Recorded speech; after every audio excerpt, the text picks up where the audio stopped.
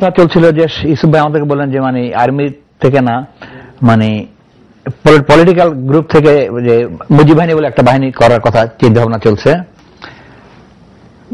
এবং আইডিয়া যেটা আমাদেরকে দেওয়া হলো সেটা হচ্ছে যে আমাদের ভিতর থেকে কিছু সিনিয়র লিডার এবং কিছু জুনিয়র লিডার নেওয়া হবে এবং আমরা যাব, আমাদেরকে দেশে বাংলাদেশে নিজেদের এরিয়াতে পাঠিয়ে দেওয়া হবে।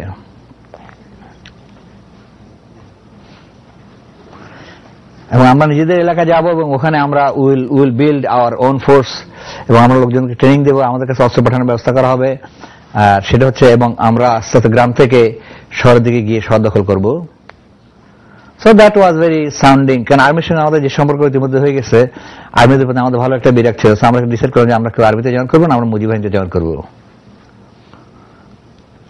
তা আমাদের জন্য কিন্তু হরিণা ক্যাম্প থেকে বেরোনো খুব কষ্টকর ছিল, কারণ আর্মিরা আমাদেরকে বেরোতে দিত না তখন। তা আমরা একদিন জিওনার কাছে বললাম যে আমরা অনেকদিন এসছি হরিণা ক্যাম্পে, আমরা গোসল করি নাই। গোসল করার জন্য কোনো পানি ব্যবস্থা ছিল, পানি ব্যবস্থা ছিল এবং মাইল 3 দূরে একটা ছড়া ছিল, ঝর্ণা মতো। তার মধ্যে আমরা ওখানে গিয়ে আমরা গোসল করতে চাই।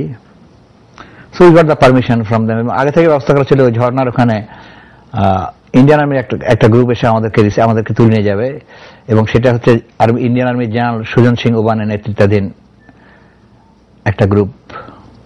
এবং সুজন সিং ওবান ছিল ইন্ডিয়ান আর্মির গেরিলা ওয়ারফেয়ারের বেশ একজন দিকপাল, কেন ভিয়েতনাম যুদ্ধে নাকি American army got assistance from him, ভিয়েতকংদেরকে মোকাবেলা করার ব্যাপারে। সুজন সিং ওবানের কিন্তু বাংলাদেশের প্রতি যথেষ্ট ভালোবাসা ছিল এবং শেখ মুজিবের প্রতি উনি খুবই অনুগত ছিলেন এবং আমরা যা দেখেছি ওনাকে, উনি আমাদের জন্য যথেষ্ট আদর করতেন মুক্তিযোদ্ধা ছেলেদেরকে। আমরা ওই ক্যাম্প থেকে বেরিয়ে গিয়ে আসলে আমরা গোসল করার নাম করে এসে দেখলাম যে ইন্ডিয়ান আর্মির ট্রাক থেকে অপেক্ষা করছে আমাদের জন্য। তা আমরা ওই গাড়িতে উঠে গেলাম গোসল টোসল না করেই। তো এরপরে আমরা মানে পাহাড়ের ভিতরে কোথায় এসেছি আমরা জানি না, আমরা জানি যে আমাদের পর আগরতলা নিয়ে আসা হলো। আগরতলা থেকে আমাদেরকে প্লেনে করে নিয়ে গিয়ে যাওয়া হলো Bagdogra airport. I remember all those. তো বাগডোগরা এয়ারপোর্ট মানে সেটা বোধ হয় জলপাইগুড়ির কাছে কোথাও। তো বাগডোগরা এয়ারপোর্টে এসে দেখি যে মানে আমি তখন ছাত্রলীগের চিটং কলেজ শাখার অর্গানাইজ সেক্রেটারি, মানে খুব ছোটখাটো, মানে ছোট ধরনের নেতা বলে ভালো কর্মী ছিলাম।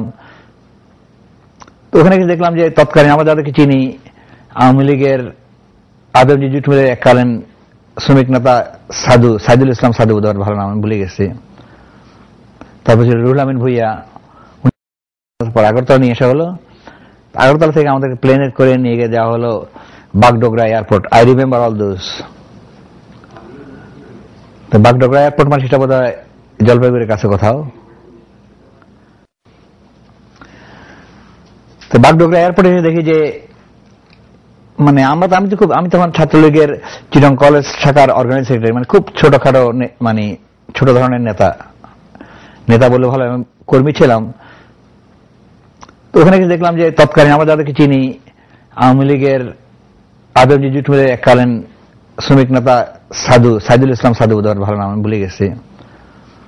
তারপর ছিল রুহুল আমিন ভুইয়া, উনিও শ্রমিক নেতা। আমরা ওদেরকে দেখলাম যে কিরে আমরা how can I be among them group, ওরা তো সিনিয়র নেতা হিসেবে সবাই চিনে ওদেরকে।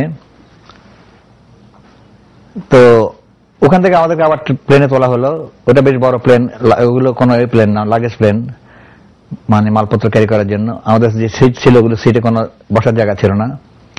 আমরা সবাই মোটামুটি অনেক সময় অনেকেই ওই ফ্লোরে শুয়ে বসে আমাদের পথ শুরু হলো যাওয়া। এবার 3-4 ঘন্টা পরে আমরা পৌঁছলাম, আমরা জানি না ঠিক কোথায়। এয়ারপোর্টে পড়তে পারছি না, ওগুলো হিন্দিতে লেখা। আমার স্পষ্ট মনে হয় তখন সাধু বলছিল যে আমরা রাশিয়াতে এসে গেছি। I don't know why he ব্রট that Russia thing up. আমি বললাম না, রাশিয়া তো না, দেখলে মনে হচ্ছে রাশিয়া, কেন আমি হিন্দি লেখা বুঝতে পারছি, এগুলো রাশিয়া না। আপনি রাশিয়া কেমন বুঝলেন?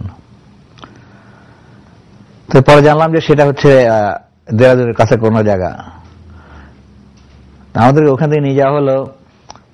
অনেক সারাদিন বোধহয় সকাল থেকে সন্ধ্যা পর্যন্ত ট্রাকে পিছনে বসে বসে আমরা পৌঁছলাম একটা ক্যাম্প সাইটে, যেখানে দেখলাম যে আমাদের জন্য সব ক্যাম্প বানানো হয়েছে এবং ওখানে আর্মি একটা বড় ক্যাম্প করছে, মানে বড় টেন্ট বসাইছে আমাদেরকে ওয়েলকাম করার জন্য। সেখানে বলা হলো যে ক্যাম্পটা আমাদের জন্য টেম্পোরারি বানানো হয়েছে এবং আমরা এখানে ট্রেনিং নিব এবং এখানকার ট্রেনিং শেষে আমরা বাংলাদেশে ফিরে যাব। এবং এরপর আমাদেরকে বলা হলো যে এই জায়গায় মানে this is not perfect place for a camp either. তোমরা এখানে সাপ পেতে পারো, স্করপিয়ন পেতে পারো। এই জিনিসগুলো অনেকের ভালো লাগে না। এবং হয়েছে কি, আমরা অ্যাকচুয়ালি কিন্তু আমাদের ট্রেনিং শেষ করে এসে অনেকের রুমে যখন আসছি, টেন্টে ঢুকছি, বালিশের নিচে অনেক সাপও পাইছে। তো আমাদের ভিতরে একটা মোটামুটি বিক্ষোভ বাঁধলো। ওরা অনেকে বললো যে আমরা দেশে গিয়ে যুদ্ধ করে মরতে চাই, নট বাই বিচ্ছুর কামড় বা সাপের কামড় খাই মরতে চাই না। তো আমরা সবাই, অনেকে আপত্তি করলো যে আমরা এখানে ট্রেনিং নিতে চাই না এই জায়গায়। তো পরে আমাদেরকে একটা মানে পাকা বিল্ডিং এ ট্রান্সফার করলো। সেটা বোধহয় একসঙ্গে ওদের আর্মির কোন ট্রেনিং সেন্টার ছিল, জায়গাটার নাম টান্ডুয়া, TANDWA। এবং সেটা খুব উঁচু জায়গা ছিল পাহাড়ে। কিন্তু আমরা বাংলাদেশ ছিলাম, যেহেতু সমতল ভূমিতে জীবনে কখনো দেখিনি যে মানে মেঘ যে মানে পাহাড়ের কাছাকাছি আসে। আমরা যখন ওই ক্যাম্পে যাচ্ছিলাম, উই কুড সি দ্যাট যে মানে ওই হলুদ রঙের যে বিল্ডিং গুলো ছিল, মেঘ ওগুলোকে ছুঁয়ে আছে, বেশ উঁচু জায়গায়। কিন্তু তো ওখানে আমাদের ট্রেনিং হতো। এবং আমার মনে হয় আমাদের, যেহেতু আমরা সমতল লোক, আমাদের দৌড়াতে কষ্ট হইতো কিছু, নিঃশ্বাস প্রশ্বাসের কষ্ট হইতো কিছুটা। তো ওখানে গিয়ে আমাদেরকে বিভিন্ন জেলাওয়ারি ভাগ করা হলো। যেমন আমি ছিলাম চিরং জেলার লোক, মানে চিরং জেলার লোক, আমি চিরং এর গ্রুপের সঙ্গে ছিলাম। যেহেতু আমার বাড়ি নোয়াখালী, কিন্তু আমি চিরং জেলার লোকজন সব এক জায়গায় ক্যাম্পের একটা বিল্ডিং এর কিছু অংশে। আমাদের সঙ্গে ছিল আবার ঢাকা লোকজন। এবং আমাদের পাশে থাকতো, আমার এখন মনে আছে, আমরা তখন একসময় শেখ মুজিবের বডিগার্ড ছিল মহিউদ্দিন ভাই ছিল, বা ও ছোট ভাই ছিল আমাদের সঙ্গে। তার খসরু মন্টু সেলিম, ওই তিনজন ছিল আমাদের সঙ্গে ঢাকার ক্যাম্পের। তো ওখানে আমাদের ট্রেনিং ছিল সকালে। আমাদের জন্য ওখানে আমরা যাওয়ার পরে একটা বড় মানে কমন রুম মতো বানানো হলো। ওখানে শেখ মুজিবের ছবি আঁকা হলো একটা। আমাদের সঙ্গে একটা ছেলে ছিল, ওর নাম শিবনারায়ণ চক্রবর্তী। আমরা যারা ঢাকা ইউনিভার্সিটি পরে, ওরা সবাই ওকে চিনবে, শিবুদা। তো শিবু কিন্তু বাংলাদেশের পতাকা প্রথম বানিয়েছে। আমি জানি না শিবুদা কি অবস্থা আছে এখন। তো শিবুদা সেখানে শেখ মুজিবের একটা সুন্দর ছবি আঁকে দিয়েছিল। সেটা আমাদের ওই কমন রুমে ঝুলানো হতো। আমরা প্রতিদিন আসতাম ওখানে, বাংলাদেশের জাতীয় সঙ্গীত বাজানো হইতো এবং আমরা বাংলাদেশের নিউজ সব শুনতে পারতাম। আমাদের এখানে মাঝে মধ্যে ভারতীয় মুভি দেখানো হইতো, বা ওয়ারফেয়ার উপর বিভিন্ন মুভি টুভি দেখানো হইতো। সব আমাদের জিনিস একটা বেশ ভালো আড্ডার জায়গা ছিল। আমাদের নর্মাল রুটিন ছিল যে সকালবেলা ঘুম থেকে ওঠার সঙ্গে সঙ্গে আমাদেরকে মগে করে 1 কাপ করে চা দিয়ে যেত, চা এবং রুটি বা কিছু একটা। আমরা সেটা খাওয়ার পরে আমরা আমাদের প্যারেডের জন্য লাইন ফলোইন হইতো, আমাদের লাইন হইতো। ওখানে আমরা মানে এক্সারসাইজ করে ট্রেনিং করে এরপরে আমাদের রেগুলার ডেইলি এক্সারসাইজে বাইরে যেতাম।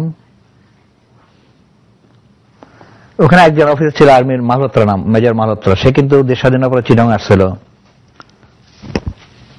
তো he was very dedicated to train us. এবং সে বলছে আমি তোমাদেরকে ভালো মতো ট্রেনিং দিতে চাই, যাতে করে তোমরা ওখানে গিয়ে পাকিস্তানের সঙ্গে মানে এমন অবস্থা যেতে চাও না যে you are not qualified to fight with them. এবং আমরা মাঝে মাঝে উপরে খুব বিরক্ত হতাম, because he was pushing us too hard. He use to always push us too hard to the extreme.